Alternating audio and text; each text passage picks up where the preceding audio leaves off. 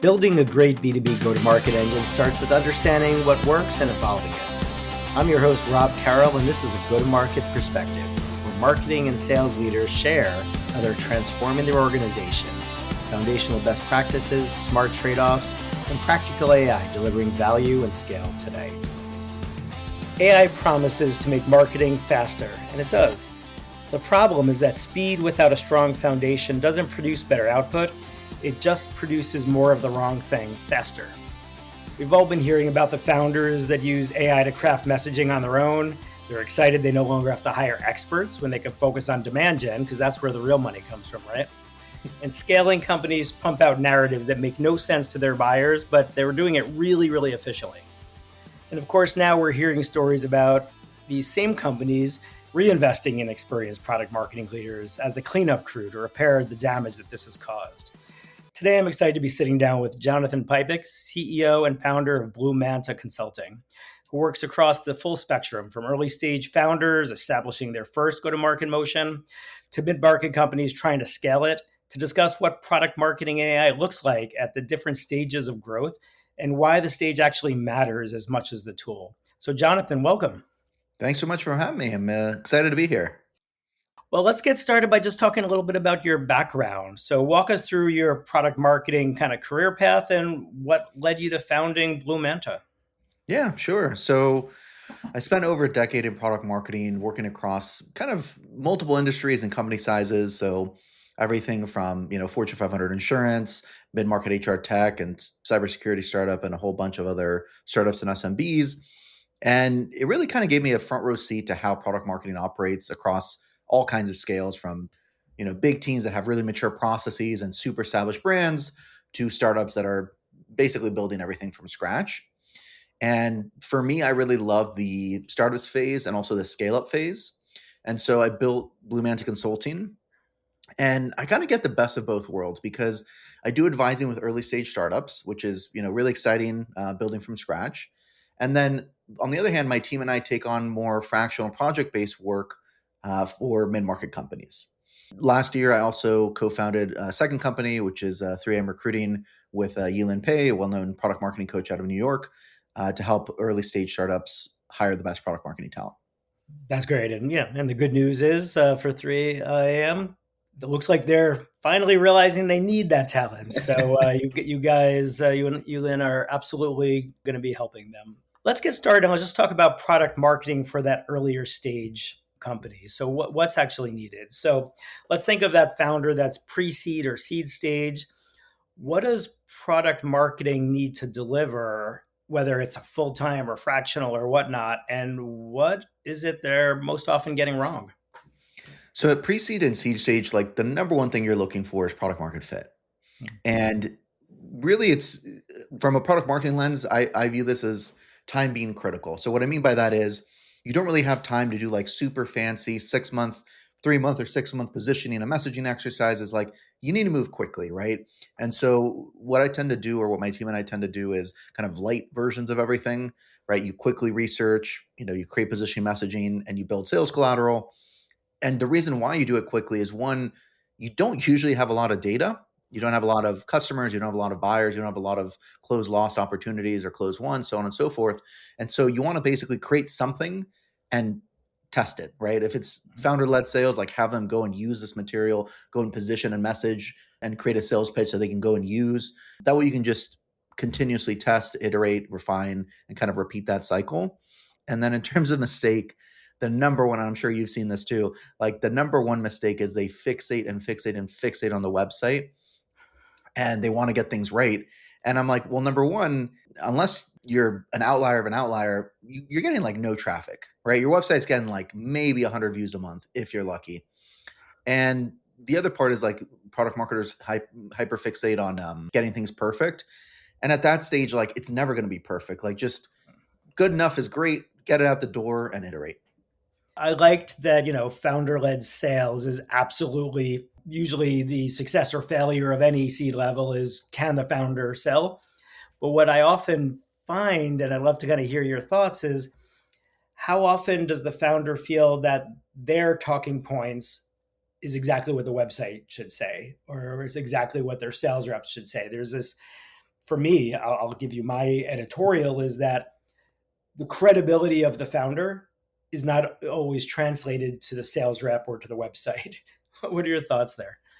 Yeah, so I think you're pointing out two really important points, which are one, founder-led sales means a founder is talking to a prospect, which is one to one.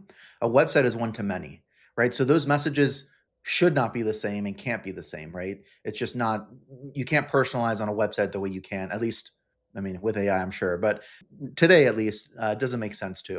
And then second, yeah, you're right. A lot of times we get founders who have 20, 30, even 40 years of experience in the industry. They've been at their entire career. They know it like they're back of their hand. And then they get a early career sales rep and they expect him or her to be able to have the same examples, have the same gravitas, the same confidence, the same understanding. And that's just not realistic. And so I think the work of a lot of product marketers is, and I say this often, is you really need to democratize the knowledge in the founders' heads, which means making it accessible to the sales reps and honestly just to marketing. So from a marketing and from a sales perspective, we can approach prospects in a way that makes sense and is genuine.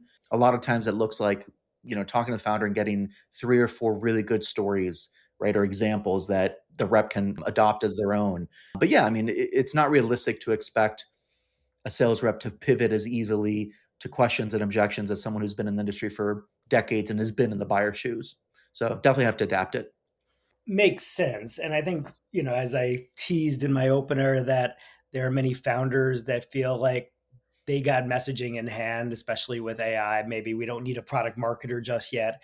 And legitimately, way before the AI disruption and transformation started happening, early stages often would just have product folks that also took on the role of product marketing. So they were Mhm. building out the requirements and the specs, and they were also doing the messaging and the lunch planning and the analyst briefings or whatever. How often are you seeing in this day and age where founders are delaying the need for a product marketing hire? And is there a cost associated with that? I think the good news is it's getting better. So I'd say in the last 5 years, especially VCs have put a lot of pressure is probably not the right word, but have kind of explained the importance of product marketing to early stage founders. So I think it's more prevalent. So I think it's getting better. But typically, like the most common scenario, just to be frank, that I see is usually a startup after 6 months or sometimes a year. They'll come to me and they say, "Hey, I just spent 120 grand, so 10 grand a month is pretty common. 120 grand on ads, and I got literally zero out of it." And what it almost comes back down to is exactly what you just said, right? The position messaging was either created by the founder or through AI oftentimes, and they were targeting the wrong people with the wrong message at the wrong time, especially if they're selling high ACV products. Like realistically, an ad is not going to get a $5 million product sold. Like that's just not, it's just not going to work. So I think that's pretty common. The one thing I will say, and I think Elin and I have a pretty strong POV on this from the 3AM perspective, is in some cases, I think the founder is right in not hiring a product marketer. I really think it depends on the founder. Here's what I mean. We tend to bucket, and by we, I just mean 3M, we tend to bucket founders in one of two buckets. Either they are a founder who's very technical, so usually they have an engineering background or a product background. They've probably created the product themselves, at least the initial version. That's kind of, founder one. And then the other founder type of founder is usually more of a commercial focused founder. So maybe they came from marketing or sales. They've thought about how to scale and what go to market looks like. And typically, kind of the more tech focused founder isn't great at messaging or at pitching the product. When they go and do their one line or their elevator pitch, it's kind of difficult to understand, versus commercial typically is good at that. Again, these are broad generalizations. Yeah. And so when you are a technical founder, or if you just identify with, hey, I can't really explain my value or the product's value in an easy way, 100% of the time, I think you should hire a product marketer. However, if you're absolutely crushing founder led sales, you're growing really well, positioning messaging, like when you go and pitch your product, it resonates, you're closing a lot of the deals at like 30 to 40% close rate, then sure, go ahead and hire a head of marketing or growth marketer and wait till your next level of growth and then hire product marketer. So I think there is that important nuance, but typically speaking, I think the danger here is, you spend a ton on advertising or a ton on demand gen efforts and it's wasted essentially.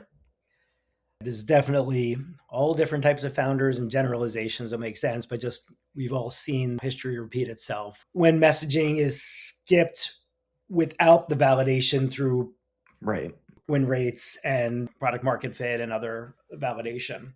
Okay, we're at this earlier stage, and the decision is we do need product marketing help. Discussion so far, we've really been focusing on the messaging and positioning piece of it, but we know product marketers are often responsible for a much larger remit than just positioning and messaging, whether it's managing launches or market and competitive intelligence or Mhm. analyst influence or enablement, et cetera, et cetera. So, what are some of the foundational product marketing skills and competencies that really are the prerequisites of this stage? Because not every stage requires all the same skills.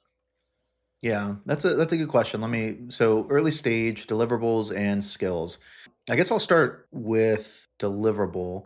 I think this is unique to startups, and I think it's pretty difficult to do if you haven't been there, done that kind of situation. But I think it's combining kind of the founder's vision, which hopefully they have a strong vision. If not, you're in for a world of hurt. But combining the founder's vision and probably SME background, right? They're probably a subject matter expert with any kind of data you can find, whether it's customer data, buyer data, industry data, something to basically make an educated guess, right? You're doing a lot of extrapolation, and you're doing the bare bones in terms of positioning, messaging, and sales enablement, just to be able to have something to test. And ideally, you're finding creative ways to test and iterate quickly based on the results, of course.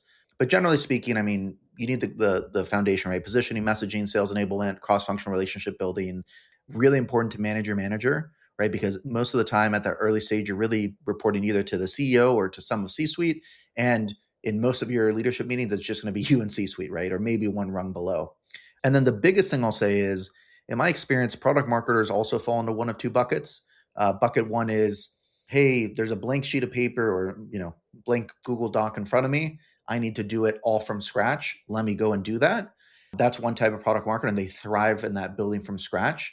And then there's a second type of product marketer, which is, hey, the process or the product or the position messaging, it's already established. We're not 0 to 1, we're at 10, but we need to go from 10 to 100. How do we do that, right? So an analogy I always use is building a house, right? So there's some product marketers that look at the empty lot and they already envision the house, and they start building the foundation and putting the electrical and the plumbing and the walls and the roof and so on, and they build you the house. And then there's a second type of product marketer which says, hey, you've been living in this house 10 years, isn't that great? But now you have a couple kids, you're cooking more. Should we renovate that kitchen? Right? It's 10 years old. Like, is it time? And you come in, you renovate the kitchen, you make it much more functional, more beautiful, so on and so forth. And so I think being the first type of product marketer, that early startup stage is critical, because if not, like, nobody's going to lead you to water. Nobody's going to tell you how to get from A to Z. They're not even going to tell you that you need to get to Z. Like, you have to define it all. So it's a very, very big difference between startups and non. Yeah, I love that distinction. And it's really those that excel at invention versus those that excel at continuous improvement. And Right. with scale ups, there's the risk of throwing away the baby with the bathwater, so to speak. There's a lot of foundational brand recognition, expectation of the brand and what you're delivering that you can't necessarily throw away down to the studs again. You have to Right. build off of it. So it is different challenges and different skills. I like how you've framed that. So let's talk a little bit about AI. I'm not an AI hater. I love AI. I'm spending way more on it than I probably should as an individual consultant, but I can't say I'm not getting value. It's a wonderful, wonderful tool, Mhm. but we've all seen the damage and experienced it. The amount of times that I have to scold my AI for making these ridiculous assumptions. Like, we've been through this before, Claude. Why are you making the same mistake again? So, clearly, governing your own AI usage and your organization's AI usage, we all know this is a commonly discussed problem. So let's talk about now the extremes of AI damage. When you and I were chatting about this episode, you brought up these two extremes that I thought were really, really fascinating about damage. So let's talk about the one extreme you mentioned was about founders using AI as their strategy oracle. So, what does it look like when the founder is using AI to validate and prove out that their strategy is going in the right direction? Oh man, That's a big one, it can be really really frustrating. So it basically is when founders are running pretty much everything by AI, and AI will answer them, right? It'll give them a response, but the AI is either telling them, hey, something that's going to please them, right? I think ChatGPT is kind of notorious for that, or something so generic that it's kind of useless. In other words, it's not really strategic, right? And the one thing that AI doesn't do, and I think we're all aware of this, but it doesn't form a very strong point of view that's different, that's differentiated. What that means is that if you as a founder, let's say you have a cybersecurity startup and you solve, I don't know, endpoint security, right? Endpoint cybersecurity. And you have another founder that does the exact same thing, like similar product enough, right? Unless the inputs that you provide that AI are wildly different, when your competitor asks the same thing you did, they're going to get pretty similar responses. And so what ends up happening is it's not differentiated. And the other thing it does is, which again we all know, AI does a really good job of making things sound good, but there's a difference between sounding good and actually meaning something. And Mhm. so you'll get these websites that again all created by AI and it looks beautiful, but when you start reading it, you realize, this sounds good, but I have no freaking idea what this product actually does or who it's for. Like it's just so nonsensical or it's so high level that you're like, okay, it increases efficiency. Great. Literally every SaaS product on the planet does that. So what does this product actually do? And how's it going to benefit my business? So I think we basically end up with very bland, non-pointy point of views, very generic, directionally correct strategy, but it doesn't actually make sense for your business. Exactly. And I think AI is great at affirmation. It's like, tell me I'm Yeah. wonderful. You are wonderful. Thank you for that. Right. But even the best prompts of saying, challenge everything I say, which it's a good thing to do when using AI, is don't assume what I'm asking is the right question. Don't assume what I'm asking you to review is quality. When you ask it, it might give you some interesting thoughts of how to maybe do things differently. So it's a valuable exercise, but it's still not an expert point of view. It's not someone that's going to take a stand and challenge you as someone who's experienced in whether it's a discipline or a market or a technology could do for you. But it's very attractive. It's like, I just saw the Odyssey, it's the siren song, it allows you to kind of Right. feel pretty good about what you're hearing. Right, but I think to your point, right? So like even when AI does challenge you, I'll give you a real scenario. Founder ask AI, let's say Claude, hey Claude, I'm starting the founder-led sales process. Here's my approach, critique it. And sure, it'll disagree with you, it'll give you feedback, but the thing it completely missed was that this founder has gotten zero sales, they've gotten zero product feedback, and they're not ready to go to sales. Right now, they need to be doing betas and pilots. And so that's the part where, sure, if you ask it to critique a predetermined decision or a predetermined process, it will do that, but it can miss, like what's the expression, miss the forest for the trees, right? Like it'll miss completely. That's totally the wrong decision to make, period, regardless of how good the sales process is. Or another one, a founder, this happens all the time. A founder will tell me, hey, I really want to go after, insert Fortune 500 name here. They're a perfect fit for our business, blah, blah, blah. And I'll say, okay, great. Just out of curiosity, have you sold any of these, whatever the product is? And they're like, no. I'm like, okay, have you implemented this? Well, no, obviously not because we haven't sold it. And I'll say, okay, do you think, and do you have an implementation team? And they'll say, no. I'm like, okay, so who does your implementation? They're like, oh, I don't know, probably product. And say, okay, have you established a product onboarding process or the implementation process? They'll say no. I'll say, okay, do you think going from 0 to Fortune 500, let's just assume you get the sale, which is already a bad assumption, but let's just assume, do you have the internal team structure, the internal processes, et cetera, to handle a Fortune 500's onboarding needs from day one? Or would it make more sense to maybe target a much smaller client, figure out the sales process, figure out proof points, get case studies, testimonials, and figure out the implementation process, and then go after the Fortune 500, right? I'm not a big baseball fan, but the example I always give is, if you've never hit a baseball, do you want to go and your first batting experience to be at the World Series, or should you probably go to Little League first? Probably Little League, right? And so those are the things that AI is just not going to, at least not today, right? Is not going to help you think through, and is not going to push back from a macro lens versus is what I'm doing right now, correct? It's like, should you even be doing what you're doing right now? Right. It's like, do you want a Fortune 500 advocate, or do you want a Fortune 500 churn? Even if you somehow win the Right. deal, is there anything you've done to keep this customer happy and satisfied, or is this going to actually, this win is going to hurt your business more than a loss?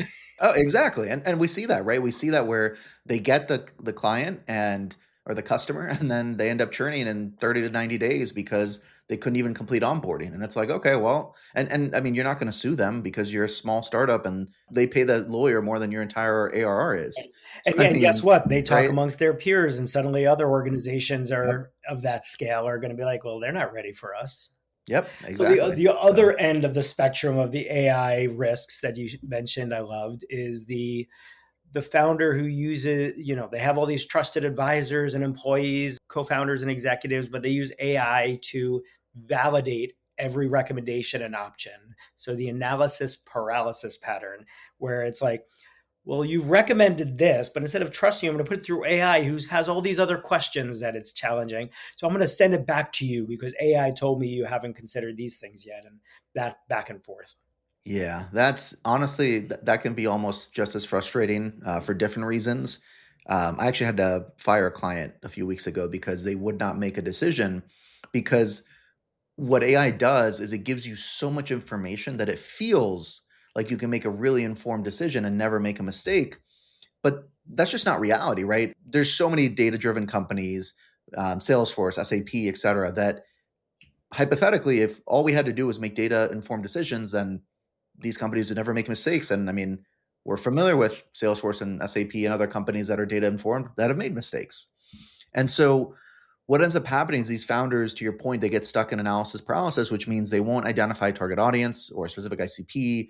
They won't agree to position messaging. They're constantly iterating their position messaging. They're constantly updating their website. I talked to one founder who his co-founders banned him from updating the website because he had spent, I don't know, months and months and months and hours on it. Sometimes you really can't break them out of the cycle, right? Just like the example I mentioned. But other times, just being frank and explaining the trade-offs really works. What I've found is, I'll say, look, you're welcome to ask AI for 14 versions of this email, but why don't we just try out two and see what the market does, right? See what prospects, do they respond or not? When it comes to the pitch, let's just try one of these 15 options that AI gave you, and let's see what resonates with prospects and what falls flat. And then we'll iterate. And that typically works well, but sometimes, these founders, they don't want to make a decision because they don't want to exclude part of the market, or they don't want to exclude, a specific type of positioning or messaging or copy that will work well. And, those are really tough situations because at the end of the day, especially positioning, it's all just decision making. And if you can't make a decision, you can't do positioning. So Yeah, and I had a recent engagement as well with a CEO who was, kind of calling it a ideal customer profile and use case whack-a-mole, where, this that's a this good is one. where they're focused, they're fully, meeting number one, intake number one. This is what they're excited about. They're seeing great validation from conversations and partners that this is where they need to go. And so let's Hmm. start building positioning and, go to market strategies around that.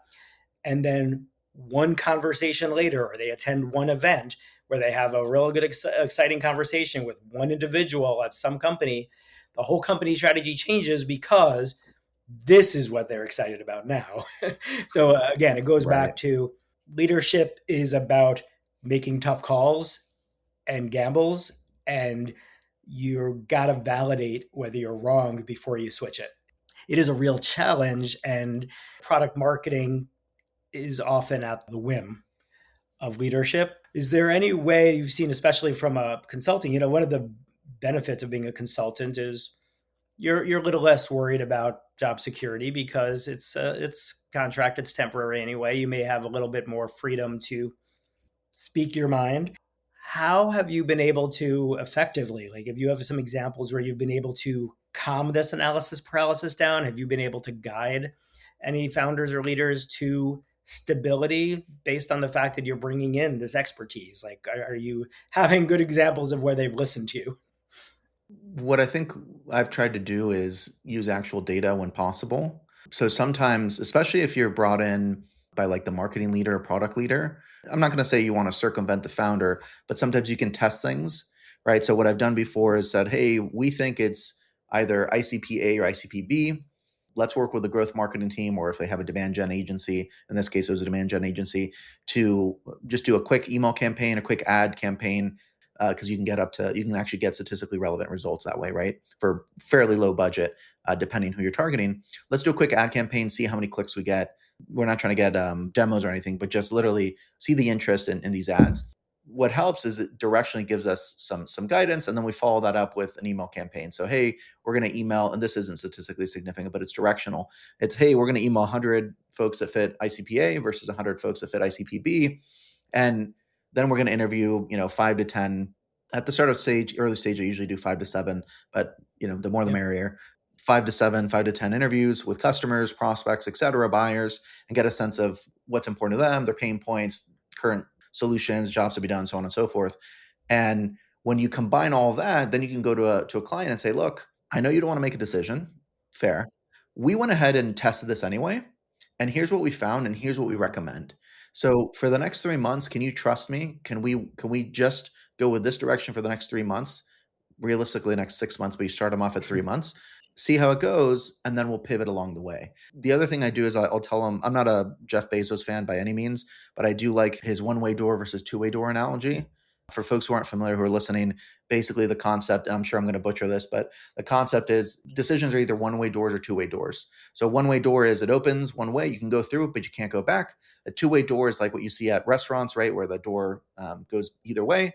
So you can go in, make the decision, and then you can kind of retract your decision. Mm-hmm. So with positioning messaging, especially at the early stage, it's 100% a two-way door. So test it, iterate, see what happens. It doesn't work, great, revert it back or change it to something else. And so those are kind of the key concepts I try to work with founders on, which is let's get some data, let's test, let's iterate, and then we can always pivot. So you're not locking in a decision forever. You're trying it out, you're testing it out, and then you're going to make better decisions as you get more informed, as you talk to more prospects. Yeah, that's great. And don't worry, I'm pretty sure Jeff Bezos is not yet a subscriber, so you're probably good. Fair enough. So we've given a lot of love to these early stage seed level startups. Let's talk about scale ups now. Let's talk about Sure. Product marketing as you're growing Series C, mid market. Let's talk the 50 million to 250 million ARR, give or take. Clearly, you've built a mature business now.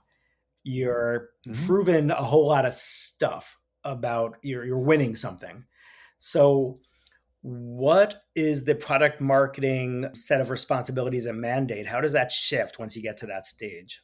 This is the area that Blue Manta focuses on, is like that mid market 50 to 250 mil, and it is completely different than early stage, because at this point, to your point, right, you already have an established brand. Prospects are more likely to have heard of you, maybe not 100%, but much more likely, and you're really kind of in scaling mode. And so what that means from a product marketing lens is that you have to kind of guide the organization on making decisions on how to grow. So that could be, do you add another product to sell? That way, instead of selling one product, you're selling two. So you could maybe cross-sell, upsell, et cetera. You could launch a bundle or combine solutions into a platform. So maybe you have 2 or 3 independent products. Do you combine them in a bundle because everyone keeps buying them? So you increase your ACV. Do you combine them in a platform so they're all integrated on the back end, and now you sell a platform versus point solutions? That changes your competitor set. Do you potentially enter a new market, right? Maybe you're based in the US and you go to Canada, or you enter Germany or France or whatever. Those are the kind of strategic decisions that product marketing needs to work on with leadership to kind of figure out what's the right move based on company goals. And this really, really varies because, we work with mid-market companies that are in the point where some of them are being picked apart with young AI upstarts that have just sprung up, and they're destroying them, right? So in that case, they want to get market share as quickly as possible. They want to blitz the market and go, and expand to other markets before these folks catch up. Other times we work with mid-market companies that are established, right? They've been around 10 years. They've grown to 250 mil ARR, and they're well known in the space, and they're not really looking to blitz the market because they already have a good percentage of the market. What they're looking for is improving profitability because they want to get acquired, or improving NRR. In which case, we're thinking about things completely differently, right? We're thinking about, okay, what can we automate from a product marketing lens to reduce costs? Onboarding is a very common one. Or can we start charging for onboarding now to reduce our costs and increase our profitability? Oftentimes, companies initially roll out free onboarding, then over time they get paid, or they go from paid to tiered paid onboarding, right? We all have those Fortune 500 clients that want white glove onboarding, so on and so forth. And then for NRR, you think about cross sells, upsells. What does that look like? Can we partner with whoever the team is that's selling, maybe it's customer success, account management, sales, whoever it is that's selling to current customers, like how do we partner with them to identify the right customers to target, and then also to upsell them the right thing if we sell multiple products. So those are the kind of things that product marketing starts thinking about at that point. And then the other big one is positioning, right? So when you are at this stage, you're very oftentimes going from selling 1 to 3 products. Now you're selling 5 to 7. And the very big decision you have to make is how are you going to position that? Are you going to position that as a platform, as a set of bundled solutions, as a tiered offering, so on and so forth? And those are the kind of things that we love working on. That sounds great. And I think you talk about profitability, net retention, EBITDA, if you've got some investors staring down your back. What we're seeing is to get to that profitability, headcount is frozen, teams are being cut, and there's clearly the AI mandate says, well, we feel super confident without any justification or proof that you can do a whole lot more with less now. So, with that mandate, which everyone's dealing with, and as I hinted at my opening, we're starting to hear some rehiring as that, and Right. certainly bringing in consultants like you and I to help fix some of the problem. But if you're in this situation where you're a product marketing leader or a marketing leader, expecting to do a lot more with a lot less, when you're talking about product marketing at this stage, what are the things to focus on? What do you do and what do you not do? Because you have a big part of leadership is choosing what not to focus on when you have these constraints. So what would be your top advice for folks at that stage that are dealing with this contraction of resources? Gotcha. So you're asking for in-house leaders, Pretty basically. much, because they're the ones that are owning the reduced budget and headcount. Gotcha. It's a tough reality, but it's something we're all experiencing. Well, I'm not in-house, neither are you, but in-house folks are experiencing.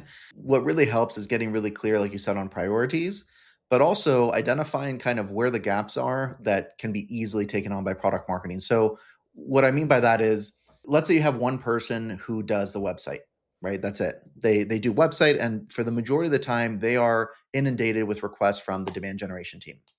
And so you asking them to build an ROI calculator for the website is probably going to be priority number 5,000 for them.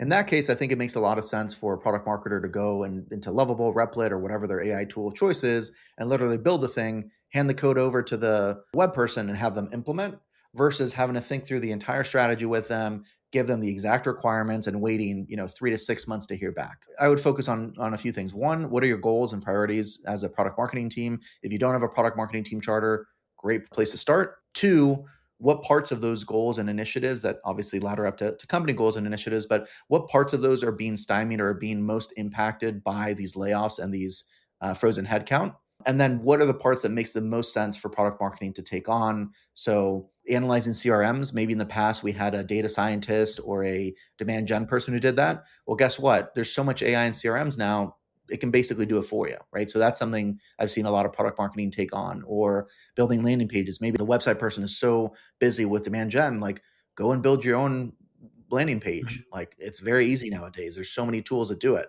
ROI calculators, interviews, right? Maybe in the past you had a customer success person that could actually introduce you to current customers, source the interviews, set them up, so on and so forth.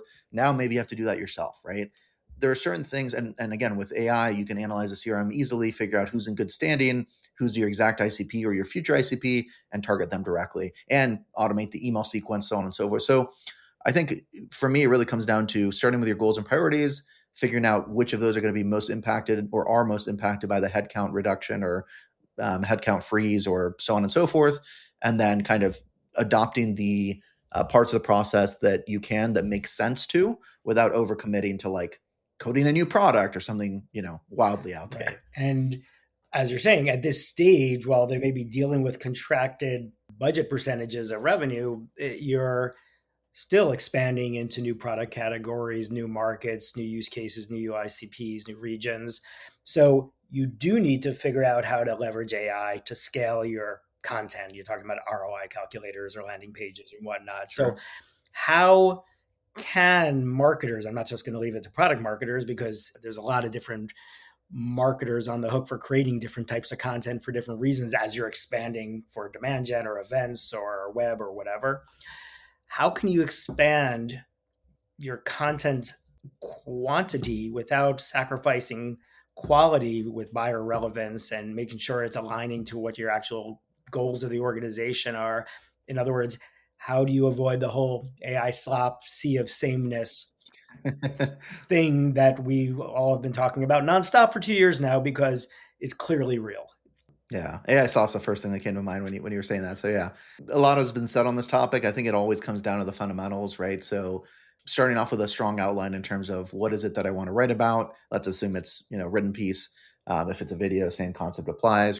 So I think it has to start with a strong outline and a strong focus from a human, right? A person actually doing this, adding key points and a strong point of view again from human SMEs and letting AI synthesize. I think AI is good at synthesization, not necessarily at original thought. And so I think what's helpful there is adding as much information as you can. So your ICP, your personas, your positioning, your messaging, your brand voice is really important. If you have brand guidelines, tone of voice, hero archetypes, etc., you can add all that to AI. That's usually helpful. And then the other thing, like I recently actually did this where I turned a webinar I did into a blog using AI. And what was super helpful is I included the actual transcript of the webinar. And so it could see how I talked, how I speak. And so the blog it wrote was essentially in my voice. Like it wasn't perfect, but it was 85, 90% of the way there in terms of tone of voice and how I speak. So I still had to edit, but it wasn't too bad. I think that's all helpful. You don't want to overwhelm the AI, right? We all know that AI, there's been studies that show that AI doesn't take into account everything you give it. But I think if you start off with the human controlling what are the goals of this piece of content, how is it going to be used, what part of the funnel, coming up with an outline, interviewing customers or SMEs or whoever it is that's going to be part of the piece, and then creating the key points that you want to make and then letting AI take it. As long as you give it the foundational elements, I think that's helpful. And then the last part is editing. Like you really have to commit to editing. I've gotten emails, position messaging, applications like job applications, et cetera, from folks that were clearly written by AI and they were terrible. I mean, just absolutely atrocious. I got a resume the other day that was written in a way that sounded great, but it told me absolutely nothing. And so again, I think editing is super, super important. I think if humans are, the beginning, in the middle, and the end, and AI kind of fills the in-between parts, I think that's the goal. Yeah. It's amazing actually to me how identifiable it is when the human has not been involved throughout those steps. It's because AI looks and sounds really good, but we're seeing so much of AI generated content now, whether it's LinkedIn or websites or SDR emails or whatever. We are all seeing all of the hints of AI, which is Right. amazing to me that I think our subconscious brain, there's tells in terms of M dashes and words, but in general, just the overall approach where I think we're recognizing it more, which means that human edit and that human touch is going to stand out more. Yeah, and like, look, there's definitely like a witch hunt for AI written copy and whatnot, and figuring it out and whatever. I don't think that's really what's important. What's important is like if you have a brand voice and you have a strong point of view as a company, and you want to share that, as soon as you turn over the keys to AI and you're not involved and you're not dictating what that is, you're not editing, you're not making sure your brand voice is present, but also your point of view is present, you've basically lost all the brand equity and all the trust that your prospects and customers have in you. And so it's sort of like if we're all big fans of a particular musical artist and they suddenly start outsourcing their lyrics and their musical beats and even their singing to AI, we've lost all connection. Like, what's even the point of going to listen to them, right? And so it's the same thing here, where again, the point isn't don't use AI. The point is use AI in a way to speed up your processes, but you have to maintain the human element and you have to maintain what makes you differentiated and keeps you like someone should be able to read your someone who's your target audience, right? Should be able to read your blog or your announcement or your social media post and immediately tell, oh, this is this company versus this other one. And even if they can't, because we're not all CRM lovers or cybersecurity, software lovers, et cetera, you should at least be able to say, oh, this is clearly a different company than this other one. Like you should be able to tell. And that's, I think, the part that AI very easily can mess up. So let's, as we're nearing the end of our chat, let's really talk about the reality that You and I are in business because there is a valid need for outsourced or contracted, swoop in, swoop out product marketing or positioning, go to market strategy type consulting versus there's absolutely, depending on the stage, a need for certain full-time roles, and it's like silly to outsource. As a consultant, I'd be the first one to say this should not be always an agency or consulting thing. This should be a full-time expert in-house. So in terms of the cleanup crew aspect, where I think we're at the stage of our AI transformation where people have made mistakes and are now leveraging folks like you and I to maybe help clean things up and get things back on track. Are you seeing this happening, first of all? And do you expect to see this more? Or do you think that folks are going to figure out how to normalize this internally? Yeah, I mean, we're definitely being brought in as cleanup crews quite often at this point, I would say. I think the most obvious sign is copy, right? Just because you read copy or you read a website and it's trying to sell 14 things at once and it's pretty terrible. It doesn't really work. That's pretty common, but I think we also see it in, scarily enough, in big strategic decisions where you notice, hey, the copy sucks, but why does the copy suck? Or why is it unclear? Or why does it try to sell 14 things? It always comes back to the fundamentals, which they haven't chosen their audience. They haven't really defined positioning. They haven't made decisions about who they're targeting, what they're selling, how they're differentiated, so on and so forth. And so that's the part that's scary. And that's oftentimes where we're brought in and we highlight this and they're like, oh, yeah, you're right. We haven't made that decision. We just assumed we could just, start selling and see what happens. And it's like, well, you have to have a hypothesis. You have to go and test it and iterate, right, on the early stage. And then for mature companies, they're using a lot to speed up processes, which is great. But oftentimes then, you end up with a ton of content, which is, I mean, at mid-market companies, like you do have a ton of pressure to create content like crazy. And then what happens is none of that content converts.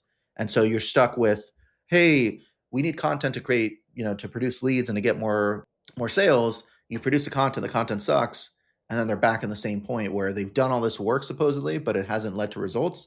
And so a lot of times we're brought in for that, not necessarily to create the content because we're not content marketers, but to fix the foundation on which the content is built that clearly isn't resonating or isn't working. Always been a big fan of mapping content needs to both the buyer's journey and the sales cycle, and literally asking the question, not what content can I produce, but at what stage of either the awareness journey or the lead to opportunity or opportunity to close cycle is being held up? And is there content that we can create to help accelerate or overcome that blockade?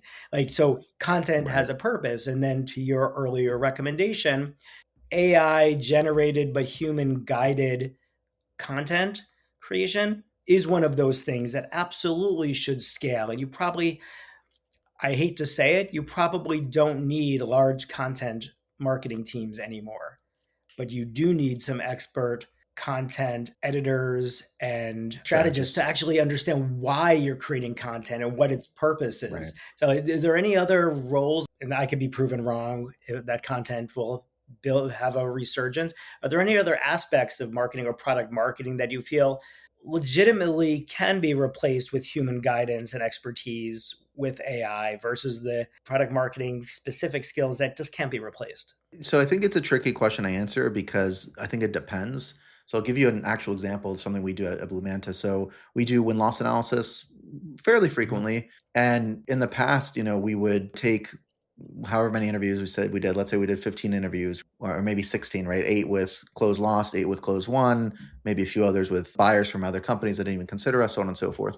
And so let's say we have 20 interviews. And in the past, we would have spent, I don't know, 5 to 7 hours analyzing all the interviews, finding the commonalities, whatever. Now, what's nice is you can just throw it into Notebook LM, or I think it's Gemini Notebook now, or whatever that's called, into Notebook LM, and it'll do the analysis for you. The tricky part here is if you've done win-loss analysis for over a decade, like you and I have, it's very easy to go in and say, hey, here's what I want you to look for. Like here are the exact bullet, like the exact types of data, the exact type of trends, the exact type of whatever. Here are the questions I'm trying to answer from this win-loss analysis. Here's the point of Mhm. doing it, right? So maybe the win rates for a specific product are low, or maybe a specific region is suffering, or maybe competitors are crushing us, or whatever it is, right? So here's the goal of the win-loss. Here's exactly what I'm looking for. Here are the trends you should look for. and some fail safe, like look for anything else, any other trends I may have missed, etc. And so it's very easy for us to go in, do that with Notebook LM. It automatically analyzes everything. We use a particular template and format for the output, so we upload that as well. And so in 30 seconds, you basically have the analysis done. Versus in the past, again, 5 to 7 hours at the minimum. And so what's really nice is for what I call synthesis of data or analysis of data, it's great, but you still have to have the foundation of what is it that I'm asking, because it's very easy to give AI data, have it run an analysis, and it's not going to be, most likely, unless it hallucinates, it's not that it's going to be wrong, but you could miss so much. And so, it's kind of like a cautionary tale, but also pro, where you can use it to synthesize data, and we have, but you have to be mindful of how to do it. The other one, we do a lot of CRM analysis. It's just so much easier to do with AI now. Also, when we start creating proposals or we start creating pieces of content, we start with the AI transcript from the recorded call. That makes it much faster. I think we've cut down proposal creation by 60%. When it comes to reports, same thing. We probably cut it down 50 to 60%. So using AI note takers and leveraging that for content creation is huge. Win-loss analysis, again, huge. Any kind of quantitative research. So when you're researching an industry for the first time, a buyer, a vertical, etc., we always start with AI. We validate, but we start with AI. It's so much faster. Research in terms of competitive intelligence is a little bit tricky. I think AI is fantastic at servicing new things, so new developments. So what I mean by that is like something that Clue or Crayon used to do, where say, hey, competitor X just launched Y, or competitor Z just entered this market or whatever. AI is great for that. I would never ask AI, at least today, to analyze a competitor and tell me their positioning, their messaging, their pricing, etc., because it always, in my experience, always hallucinates. And so we'll use it for in-house companies that want to do that want kind of to stay up to speed on competitors, but we won't use it for actual analysis of competitors, like deep analysis. And then the other thing we've started doing, which is really great, is we basically create like an operating system, an operating model for companies, especially at scaling companies where, again, like you said, you have limited headcount or frozen headcount. You need to continue to deliver, even more so than last year, of course. So what we've done in those situations is we come in and we take whatever they have, so ICP, personas, position, messaging, etc., and then basically by product line. So let's say they have 7 different products.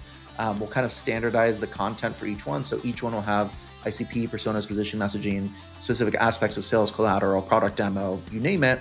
And then what we do is we make it all machine readable, so the AI can very easily parse it, read it, etc. So markdown files, etc. We create a Slack bot so it connects. Any sales rep, customer success rep can ask the Slack bot, hey, tell me about XYZ, or I'm meeting with XYZ persona, what should I emphasize?